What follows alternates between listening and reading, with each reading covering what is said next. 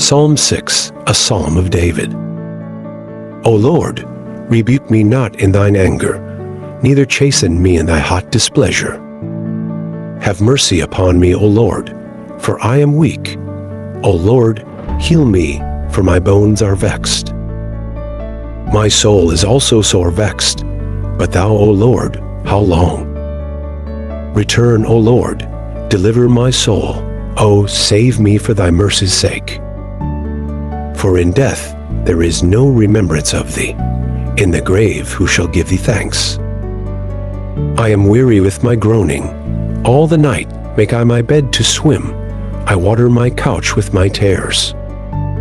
Mine eye is consumed because of grief. It waxeth old because of all mine enemies. Depart from me, all ye workers of iniquity, for the Lord hath heard the voice of my weeping. The Lord hath heard my supplication. The Lord will receive my prayer. Let all mine enemies be ashamed and sore vexed. Let them return and be ashamed suddenly. Thank you for your support. We truly appreciate you taking the time to watch. God bless. See you in the next video.